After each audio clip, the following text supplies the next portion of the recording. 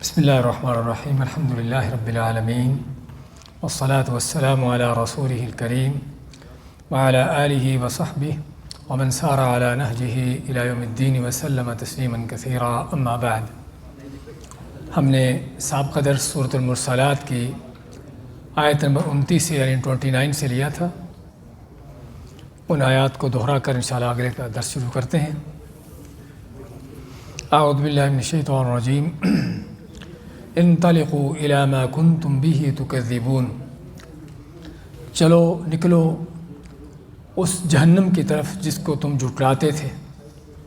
انطلقوا، چلو، الی ظل، ایسے سائے کی طرف، ذی ثلاث شعب، جو 3 شاخوں والا ہے، لا ظلیل ولا یغنی من اللہب، جو نہ تو اس میں کوئی سایہ ٹھنڈک ہے اور نہ ہی وہ فائدہ دیتا ہے شعلے سے۔ اور اس سائے سے مراد کیا ہے؟ جہنم کا دھواں ہے۔ جہنم کا دھواں کہ جو شدید گرم اور لو اس کے ساتھ، اور اس کا ذکر ہو رہا ہے ان سایوں کے مقابلے میں کہ جو اللہ جنت والوں کو عطا کرے گا، فی ظلال وعیون، جو آگے آ رہا ہے، انہا ترمی بشرر کالقصر، بے شک وہ جہنم، وہ آگ پھینکتی ہوگی انگارے، یعنی کہ شراریاں، یعنی کہ اپنے چنگاریاں، کالقصر، کہ جس طرح بڑے بڑے کو محل پیلس ہوں، یعنی چنگاری بھی اتنی بڑی ہوگی کہ جس طرح کو بڑا محل ہے۔ کأنہ جمالات صفر، وہ چنگاری پھٹنے کے بعد ایسے ہوں گے جس طرح کہ زرد اونٹ ہوں، یعنی اونٹوں کی طرح بڑی بڑی۔ ویل یومئذ للمکذبین، جس دن ہلاکت تباہی ہے جھٹلانے والوں کے لیے۔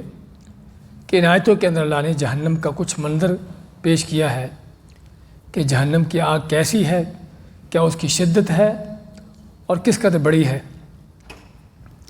اس کے بعد جہنمیوں کے کچھ حالات، ھذا یوم لا ینطقون، کہ یہ وہ دن ہے کہ جس میں وہ بات بھی نہیں کریں گے، بول نہ سکیں گے، ولا یؤذن لہم فیعتذرون، اور نہ ہی ان کو اجازت دی جائے گی کہ وہ کو عذر بہانے پیش کریں۔ اور اس کا معنی یہ نہیں ہوگا کہ ان کو کوئی صفائی پیش کرنے کا موقع نہیں دیا جائے گا، بلکہ صفائی پیش کرنے کا موقع دیا جائے گا۔ لیکن جب وہ جھوٹ بولیں گے تو اللہ ان کی زبانوں کو بند کر دے گا اور ان کے لیے مزید کو عذر بہانے پیش کرنے کا راستہ بند کر دے گا۔ فرمایا ویل یومئذ للمکذبین، یہ وہ دن ہے کہ جس نے ہلاکت تباہی ہے جھٹلانے والوں کے لیے۔ ھذا یوم الفصل جمعناکم الاولین، یہ فیصلے کا دن ہے، قیامت کا دن، کہ جس دن ہر چیز کا فیصلہ ہوگا۔ ہر وہ بات جس کا دنیا کے اندر دھاندلیاں چلتی ہیں حق و باطل کے، وہ سارے معاملات چلتے ہیں کہ کیا صحیح کیا غلط ہے، اور بعض اوقات جھوٹے لوگ اپنا شور مچا کے اپنے آپ کو سچا کر لیتے ہیں۔ تو قیامت کے علامات ہے کہ یہ فیصلے کا دن ہے کہ جب ہر چیز کا فیصلہ ہو جائے گا۔ جمعناکم، جس میں ہم تم کو جمع کریں گے، والاولین، اور پہلے لوگوں کو بھی، پہلو بعد والوں کو سبھی کو اللہ جمع کر دے گا تاکہ صحیح انداز سے صحیح معنوں میں فیصلے ہو۔ فَإِن كَانَ لَكُمْ كَيْدٌ فَكِيدُونِ، پس اگر تمہاری کوئی چال مکر ہے، کوئی فریب ہے تو چل کے دیکھو، چل لو۔ ویل یومئذ للمکذبین، اس دن ہلاکت تباہی ہوگی جھٹلانے والوں کے لیے۔ یہ تھی ہماری سابقہ آیتیں۔ اس کے بعد آگے انشاءاللہ سورت مکمل کرتے ہیں آج۔ اعوذ باللہ من الشیطان الرجیم ان المتقین فی ظلال وعیون، ان بے شک المتقین، متقی لوگ، پرہیزگار لوگ، فی ظلال، سایوں میں ہوں گے، وعیون، اور چشموں میں ہوں گے۔ اللہ تعالیٰ نے جب پچھلی آیتوں میں جہنمیوں کا ذکر کیا اور ان کا انجام بیان کیا اور جس جہنم میں ان کو ڈالا جانا ہے اس جہنم کی ہولناکی کا ذکر کیا، تو اب اللہ تعالیٰ ان کے مد مقابل جنت والوں کا ذکر کرتا ہے۔ اور یہ قرآن کا انداز آپ کو جگہ جگہ ملے گا کہ اگر ایک گروہ کا ذکر ہوتا ہے تو ساتھ ہی دوسرے گروہ کا۔ مقصد کیا ہے؟ مقصد ہے کہ اگر جہنم والوں کا ذکر آیا ہے تو لوگوں کو اللہ کے عذاب سے ڈرانا، اور ساتھ ہی جنت والوں کا ذکر کر کے اللہ کی نعمتوں جنتوں کی ان کو امید دلانا اور اس کی ان کو رغبت دلانا کہ اس عذاب سے بچ جاؤ اور اس جنت میں آنے کی تیاری کرو۔ تو میں ان المتقین فی ظلال وعیون کہ متقین کے لیے کیا ہوگا، وہ ہوں گے سایوں میں اور چشموں میں۔ اور یہاں پر بھی قرآن کریم میں شروع میں ہی جب اللہ نے سورہ بقرہ کے شروع میں متقین کا ذکر کیا ہے تو یہاں پر بھی ہوئی متقین کا لفظ آیا۔ متقین کے معنی تقوی رکھنے والے، اللہ سے ڈرنے والے۔ تقوی کیا ہوتا ہے؟ تقوی کا معنی ہے کہ اللہ تعالیٰ کی کوئی نافرمانی نہ ہونے پائے اور اللہ تعالیٰ کا کوئی حکم چھوٹنے نہ پائے۔ ویسے تقوی کا معنی بچنا ہوتا ہے، بچاؤ کرنا، جس کو ہم پرہیزگاری کہتے ہیں، یعنی پرہیز کا معنی بچنا۔ تو بچنا کس چیز سے؟ اللہ کی ناراضگی سے بچنا، کہ ہر وہ چیز، ہر وہ عمل کہ جو اللہ کو ناراض کر دینے والا ہو، چاہے وہ اللہ کا کوئی حکم چھوڑنے کے نتیجے میں ہو یا اللہ کی کوئی نافرمانی کرنے کے نتیجے میں ہو، تو یہ ہے تقوی کہ اللہ تعالیٰ کی ناراضگی سے بچنا۔ تو اللہ ماتا ہے کہ جو اللہ کی ناراضگی سے بچ کر نیکیاں کرتے ہیں، اطاعتیں کرتے ہیں، نافرمانیوں سے بچتے ہیں، ان کے لیے ہوں گے سائیں اور چشمے۔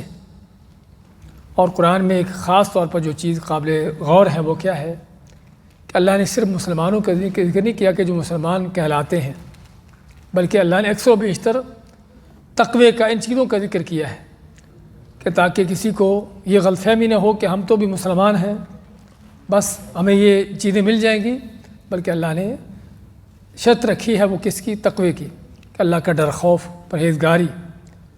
تو وہ ہوں گے سایوں میں اور چشموں میں۔ سائے کس چیز کے؟ جنت کے درختوں کے سائے۔ تو جنت میں بھی کیا دھوپ ہوگی جس میں سائے کی ضرورت ہوگی؟ کیا خیال ہے؟ کیونکہ سایہ تو چاہیے ہوتا ہے جہاں دھوپ ہو، گرمی لگتی ہو، تو آدمی پھر سایہ ڈھونڈتا ہے تاکہ اس سے راحت و آرام حاصل کرے۔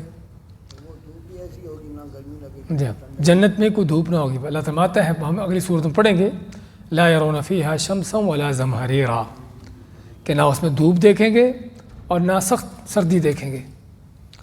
تو جنت میں دھوپ تو نہیں ہوگی، پھر سایہ کس چیز کا ہے؟ سایہ جو ہے درختوں کے سائے ہوں گے مزید ان کے لیے لذت ان کو دینے کے لیے۔ اگرچہ جنت کا موسم ویسے ہی بڑا خوشگوار ہے، لیکن اس خوشگواری کو مزید بہتر بنانے کے لیے، مزید اس میں لذت اور مزہ پیدا کرنے کے لیے یہ سائے ہوں گے۔ تو یہ سائے جو ہے کسی دھوپ کے بچنے کے لیے سائے نہیں ہوں گے جیسا دنیا میں ہے، اور بہت بڑے بڑے سائے ہوں گے۔ آپ مانتے کہ جنت میں ایک درخت ہے جس کا نام توبہ ہے، ہاں، کہ جس کا سایہ کتنا ہے کہ اگر کوئی گھوڑ سوار تیز رفتار گھوڑا دوڑاتا جائے 500 سال تک اس کا سایہ ختم نہ ہوگا۔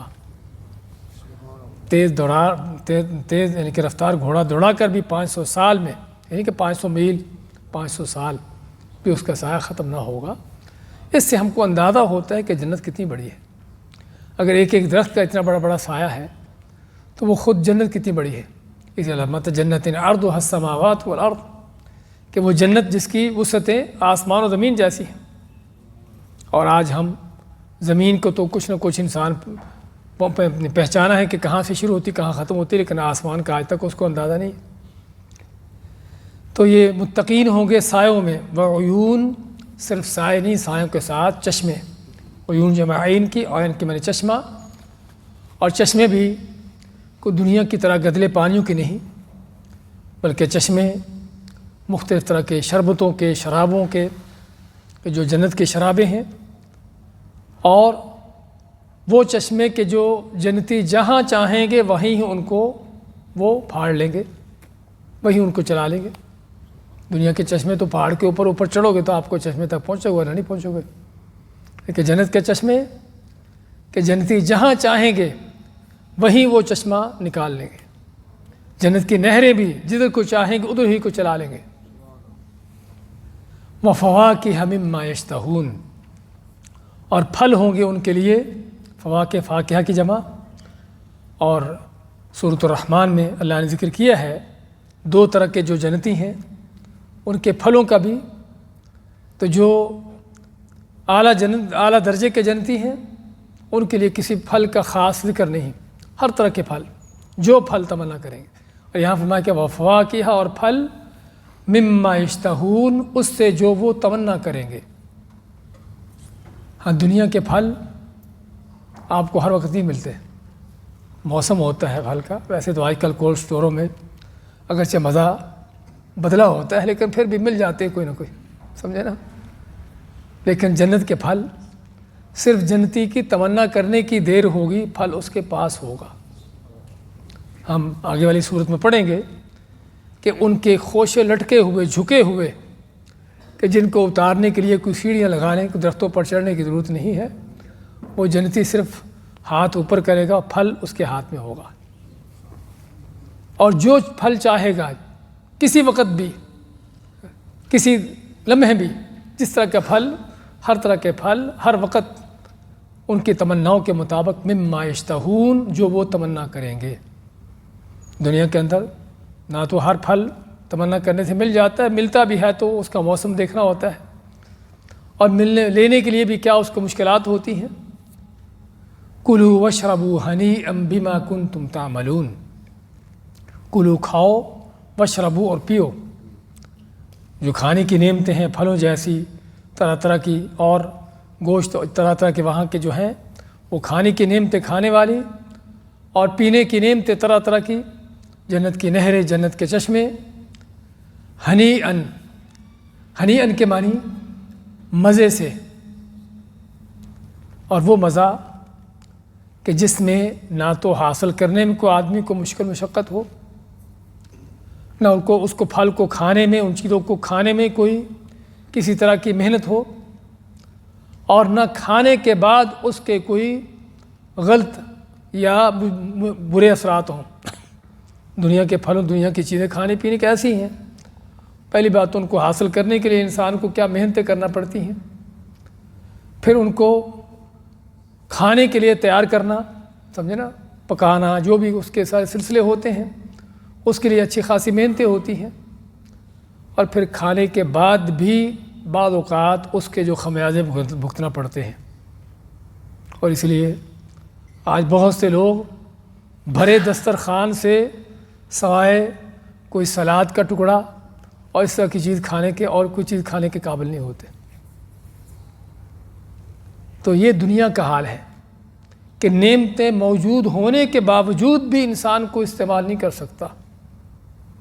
پاکستان کے ایک بڑے سیاسی لیڈر کے بارے میں پڑھ رہا تھا میں، کہ وہ بھرے دسترخوان سے صرف دہی اور اس طرح کی چند چیزیں کھا رہے تھے۔ بڑے کوئی زاہد عابد نہیں تھے، لٹیرے تھے بڑے پرلے درجے کے، لیکن اللہ تعالیٰ نے اس کو کھانے کی کوئی توفیق ہی نہیں دی کہ کچھ کھا سکے۔ جو غریب آدمی جو کھا کر مزہ اڑا لیتا ہے، اس بدبخت کو وہ بھی نہیں۔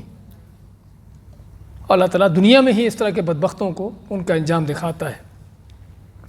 تو بات کر رہے تھے کہ دنیا کے چیزوں کا یہ حال ہے، ان کی دنیا کی نعمتیں حاصل کرنے میں جو مشکلات، اور پھر ان کو استعمال کرنے کے ساتھ ساتھ انسان کو جن مصیبتوں پریشانیوں کا سامنا کرنا پڑتا ہے، بھی یہ کھانا ہے اور یہ نہیں کھانا، کھا بھی لیا تو اس کے بعد کیا ہوگا۔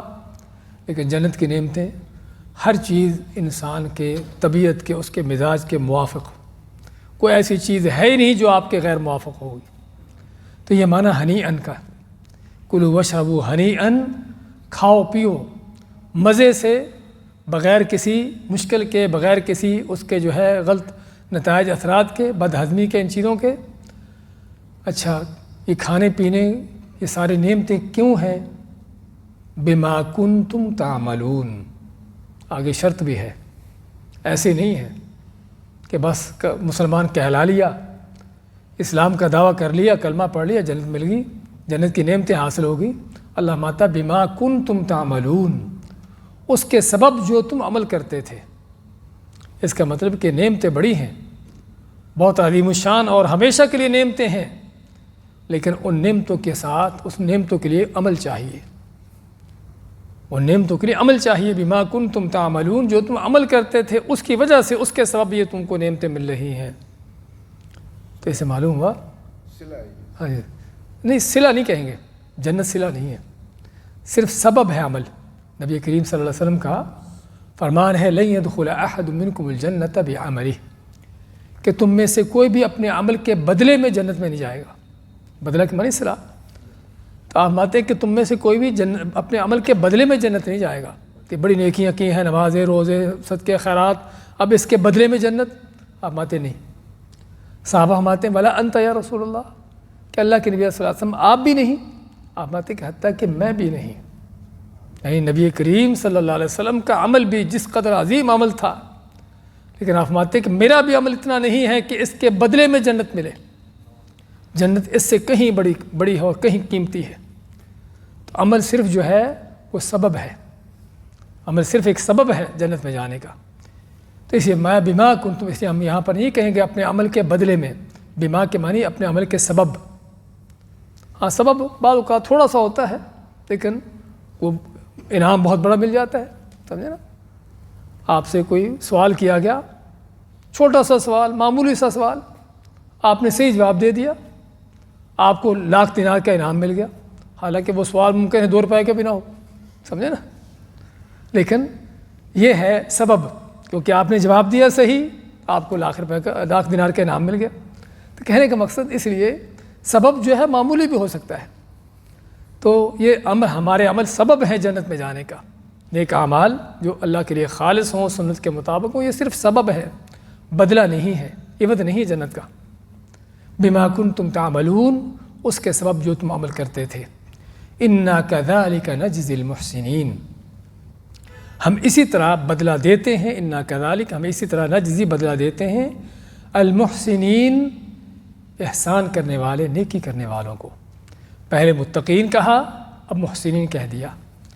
یہ ساری صفتیں ہیں، ان کے اندر کچھ تقاضے ہیں، صرف خالی ایمان کا دعویٰ، خالی کو ٹوٹے پھوٹے عمل نہیں، جب تک اللہ کے لیے اخلاص نہیں ہے، جب تک سنت کے مطابق نہیں ہے، جب تک عمل بہتر سے بہتر انداز سے نہیں کیا جا رہا، اور تقوی پرہیزگاری نہیں ہے جو متقین کی صفت ہے۔ یہ صفتیں ہیں، یہ سارے کیا ہیں؟ یہ ساری شرطیں ہیں، حقیقت میں یہ ساری شرطیں ہیں، یہ سارے لوازمات ہیں جنت میں جانے کے، محسنین ہونا، متقین ہونا۔ تو اللہ مانتا ہے کہ ہم اسی طرح بدلہ دیتے ہیں، جزا دیتے ہیں احسان کرنے والے، نیکی کرنے والوں کو۔ یعنی نیکی ہوگی، احسان ہوگا تو یہ اجر ملے گا، ورنہ نہیں ملے گا۔ ایک چیز، دوسری چیز، انا کذالک نجزی المحسنین، ہم اسی طرح جزا دیتے ہیں، بدلہ دیتے ہیں احسان کرنے والوں کو۔ وہ احسان کرنے والا کو عربی ہو، کو اجمی ہو، کو غریب ہو، کو امیر ہو، بادشاہ ہو، فقیر ہو، سمجھے نا؟ اس چیز کا کوئی فرق نہیں اللہ کے ہاں۔ بلال حبشی، غلام، ان کے مال دولت کو نہیں، فقیر غریب، لیکن نیکی احسان کر کے جنتوں کو جا پہنچے۔ اور اس کے مقابلے میں ابو لہب جیسا قریشی، ہاشمی، اللہ کے نبی کا چچا، لیکن شرک، کفر، بے ایمانی، جہنم میں۔ اس لیے اللہ مانتا ہے کہ ہم اسی طرح بدلہ دیتے ہیں احسان کرنے والے، نیکی کرنے والوں کو، کوئی بھی کر لے، کوئی بھی کر لے۔ اللہ کے ہاں کسی کا حسب و نسب نہیں دیکھا جاتا کہ یہ کس خاندان سے ہے، اللہ تعالیٰ نے خود اس کو پیدا کیا اس خاندان میں، کیوں دیکھے گا؟ وَيْلٌ يَوْمَئِذٍ لِّلْمُكَذِّبِينَ، اس دن بڑی ہلاکت، تباہی ہوگی جھٹلانے والوں کی۔ جنت کی نعمتوں کا ذکر کر کے فرمایا کہ اس دن بڑی ہلاکت ہوگی، تباہی ہوگی جھٹلانے والوں کی۔ اس کی کیا مناسبت ہے؟ یہاں جہاں جہنم والوں کا بیان ہو رہا وہاں تو آیت اس کی اٹیچمنٹ لگتی ہے، یہاں اس کی کیا اٹیچمنٹ ہے؟ یہاں پر تو جنت والوں کا ذکر ہو رہا ہے۔ یہاں بھی علماء نے بڑی پتے کی بات بتائی ہے کہ اس آیت کا، جس میں جہنمیوں کا ذکر آ گیا جنت والوں کے ساتھ، اس کا کیا تعلق ہے؟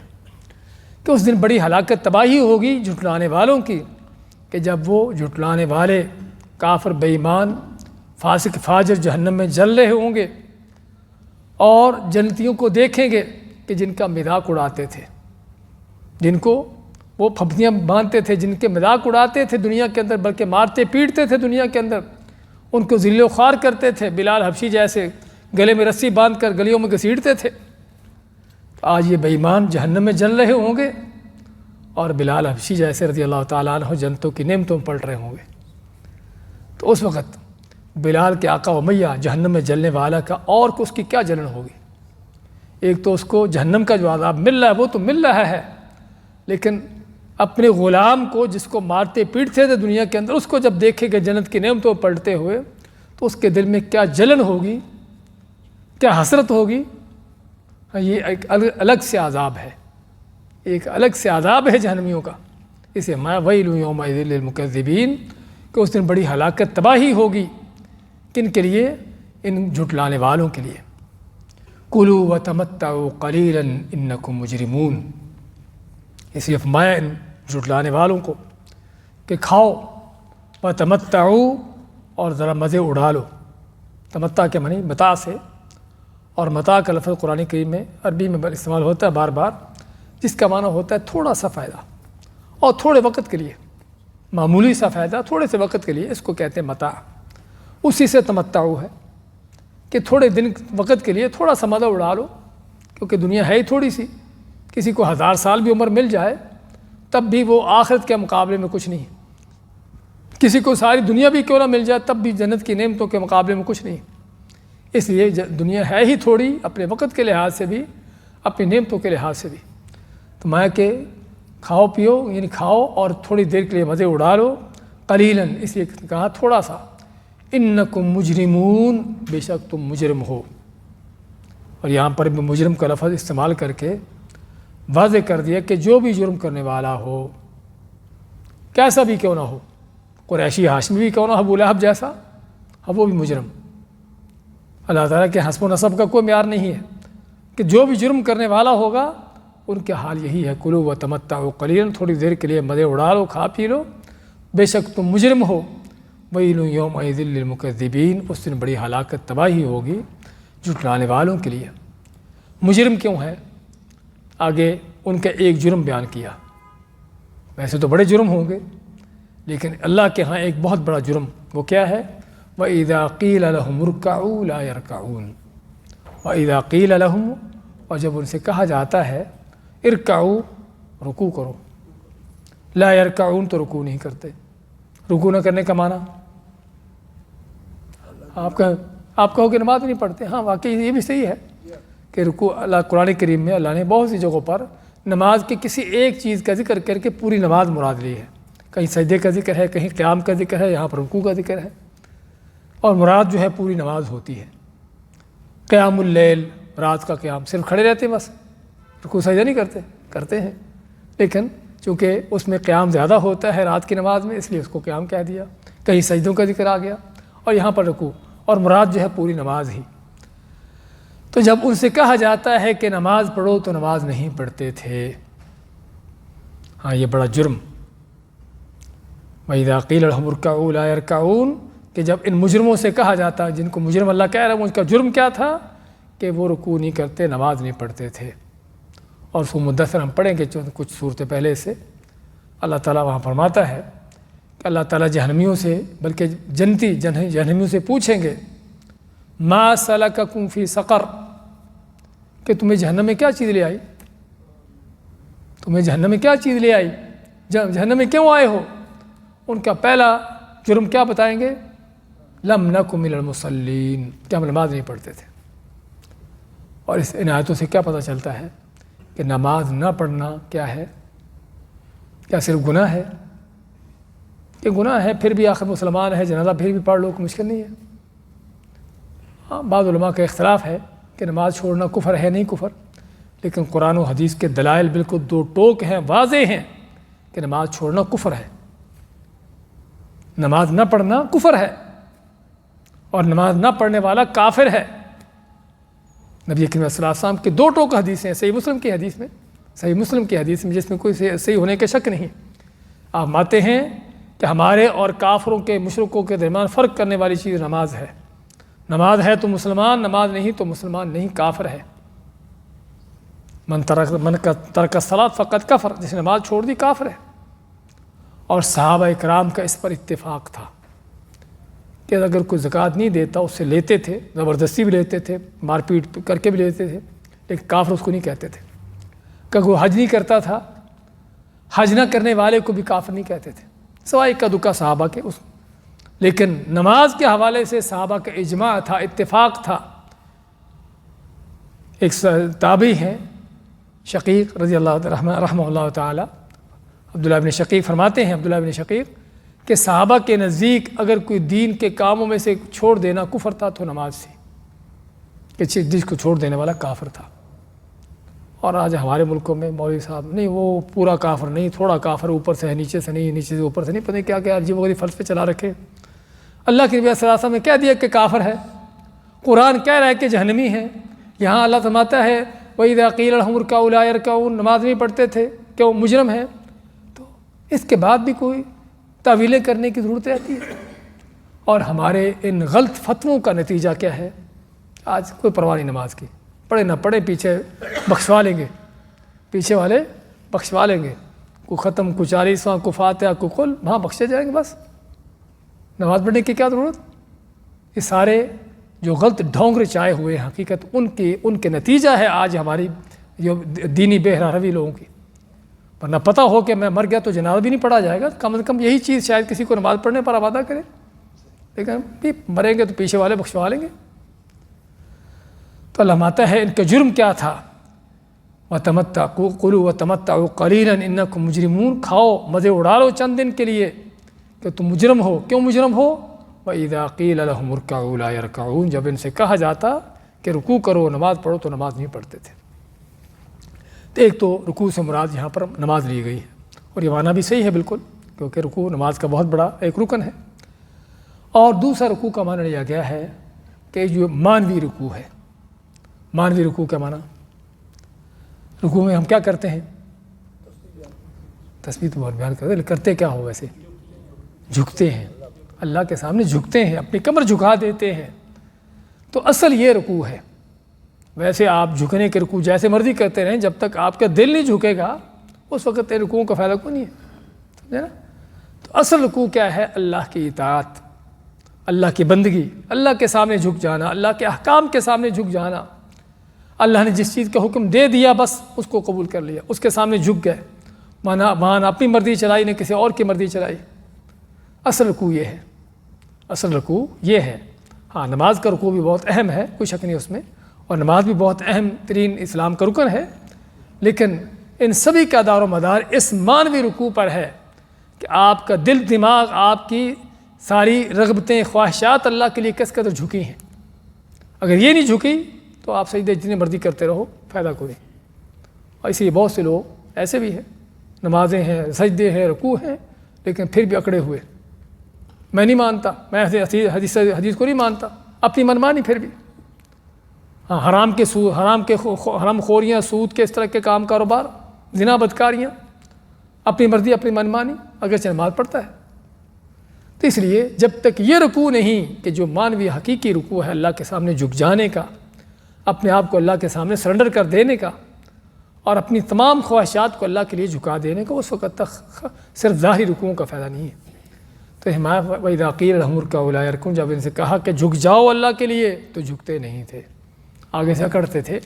وَيْلٌ يَوْمَئِذٍ لِّلْمُكَذِّبِينَ، اس دن بڑی ہلاکت، تباہی ہوگی جھٹلانے والوں کے لیے۔ فَبِأَيِّ حَدِيثٍ بَعْدَهُ يُؤْمِنُونَ، اللہ ماتا ہے فَبِأَيِّ حَدِيثٍ، پس کون سی بات پر، حدیث کے معنی بات، حدیث کا لفظ جو ہم استعمال کرتے ہیں، حدیث نبوی کیا معنی ہے؟ کہ نبی کریم صلی اللہ علیہ وسلم کا فرمان، آپ کی بات، تو اس کو بھی حدیث کا نام اس لیے دیا جاتا ہے کیونکہ آپ کے فرمان ہوتے ہیں، ویسے تو آپ کے بعض اوقات فعل عمل بھی ہوتے ہیں۔ تو بأی حدیث، کون سی بات پر، بعدہ، اس کے بعد، یؤمنون، ایمان لائیں گے، یعنی اس قرآن کے بعد بھی کوئی اور چیز آئے گی کہ جس پر ایمان لائیں۔ اگر اس قرآن کو سن کر بھی ان کے اندر ایمان پیدا نہیں ہوتا، ایمان نہیں لاتے، قرآن کو سن کر بھی اللہ کے سامنے نہیں جھکتے، تو پھر اور کون سی کوئی بات آئے گی، کوئی قرآن آئے گا، کوئی کتاب آئے گی جس کو دیکھ کر یہ ایمان لائے۔ اس طرح ہمارے کہتے ہیں کہ مکہ جا کر بھی اگر کوئی صحیح نہیں ہوا تو پھر کہاں جا کر صحیح ہوگا؟ تو یہاں پر بھی جس نے قرآن کو سن پڑھ کر بھی جس کو ہدایت حاصل نہ ہوئی، اور قرآن سے بھی جس کو ہدایت نہ ملی، تو پھر کون سی چیز ہے جو اس کو ہدایت دے گی؟ ہاں پھر اس کو ہدایت فرشتے دیں گے، جہنم کے فرشتے، ہاں وہ اس کو پھر ہدایت دیں گے، جہنم کے اندر گھسیٹ کر، وہاں رگڑ کر، ہاں پھر اس کو ہدایت، وہاں پر ہدایت کیا بلکہ اس کی یہ سزا ہے۔ کہنے کا مقصد کہ قرآن جو کہ ہر لحاظ سے واضح ہے، دو ٹوک ہے، اور اس کی کوئی چیز ایسی نہیں جس میں کوئی بل پیچ الجھاؤ ہو، اس کی ہدایت جو سب سے بہترین ہدایت ہے، ان ھذا القرآن یہدی للتی ہی اقوم، اللہ مانتا ہے کہ جس ہدایت کی جس رستے کی یہ قرآن ہدایت دیتا ہے اس سے بہتر، اس سے کوئی سیدھا رستہ نہیں، یعنی جس رستے کی یہ قرآن ہدایت دیتا ہے اس رستے سے کوئی بہتر سیدھا رستہ نہیں۔ اور نبی کریم صلی اللہ علیہ وسلم نے فرمایا ترکت فیکم ما ان تمسکتم بہ ما لن تضلوا بعدی، کہ تم میں ایسی چیز چھوڑ کے جا رہا ہوں اگر جب تک تم اس پر چلو گے کبھی گمراہ نہ ہوگے۔ وہ کیا ہے؟ کتاب اللہ و سنتی، وہ اللہ کی کتاب، اللہ کا قرآن ہے اور میری سنت ہے۔ ہاں یہ ہے جو ہدایت کے سرچشمے ہیں، یہاں سے ہدایت ملتی ہے۔ تو اللہ مانتا ہے کہ جس کو اس قرآن سے بھی ہدایت نہ ملی، اللہ نے تمہاری ہدایت کے لیے پورا قرآن تم کو دے دیا، ھدی للمتقین بنا دیا اس کو تمہارے لیے، اس سے بھی تم کو اگر ہدایت نہیں ملتی پھر تم کہاں سے ہدایت لاؤ گے؟ فبأی حدیث، پس کون سی بات پر بعدہ، اس قرآن کو چھوڑ کر اس کے بعد یؤمنون، ایمان لائیں گے؟ اگر اس قرآن پر بھی ایمان ان کا نہیں ہوتا اور اس قرآن سے بھی ان کو ہدایت نہیں ملتی پھر کون سی چیز ان کو ہدایت دے گی؟ مقصد جو ہے یہ بیان کرنا کہ اگر تم کو اصل کو کہیں سے ہدایت مل سکتی ہے تو یہ قرآن ہے کہ جس سے تم کو ہدایت لینا چاہیے، اس سے ہدایت تم کو پانا چاہیے۔ تو یہ تھی ہماری سورۃ المرسلات کی تفسیر۔ دوبارہ آج کی آیتوں کو پھر دیکھ لیں۔ ان المتقین فی ظلال وعیون، بے شک متقی پرہیزگار لوگ جو ہوں گے سایوں اور چشموں میں ہوں گے، وفواکہ، اور پھل ہوں گے، مما یشتہون، جو وہ تمنا کریں گے۔ یشتہون اشتہا سے تمنا کرنا۔ کلوا واشربوا، کھاؤ اور پیو، ہنیئا، مزے سے، بما کنتم تعملون، اس کے سبب جو تم عمل کرتے تھے، یعنی تمہارے اعمال کے سبب تم کو یہ نعمتیں ملی۔ انا کذالک نجزی المحسنین، اسی طرح ہم بدلہ دیتے ہیں، جزا دیتے ہیں المحسنین، احسان نیکی کرنے والوں کو۔ ویل یومئذ للمکذبین، اس دن بڑی ہلاکت تباہی ہوگی جھٹلانے والوں کے لیے۔ کلو، کھاؤ، وتمتعوا قلیلا، اور کچھ وقت، تھوڑے وقت کے لیے مزے اڑا لو۔ انکم مجرمون، بے شک تم مجرم ہو، جرم کرنے والے ہو۔ ویل یومئذ للمکذبین، بڑی ہلاکت تباہی ہوگی اس دن جھٹلانے والوں کے لیے۔ وَإِذَا قِيلَ لَهُمُ ارْكَعُوا، وَإِذَا قِيلَ لَهُمْ، اور جب کہا جاتا ان سے، ارکعوا، کہ رکوع کرو، نماز پڑھو یا جھک جاؤ اللہ کے لیے، لا يرکعون، تو نماز نہیں پڑھتے، اللہ کے لیے نہیں جھکتے، اللہ کی اطاعت قبول نہیں کرتے۔ وَيْلٌ يَوْمَئِذٍ لِّلْمُكَذِّبِينَ، اس دن بڑی ہلاکت تباہی ہوگی جھٹلانے والوں کے لیے۔ فَبِأَيِّ حَدِيثٍ، پس کون سی بات پر، بعدہ، اس قرآن کے بعد، یؤمنون، یہ لوگ ایمان لائیں گے۔ بارک اللہ فیکم، جزاکم اللہ خیر۔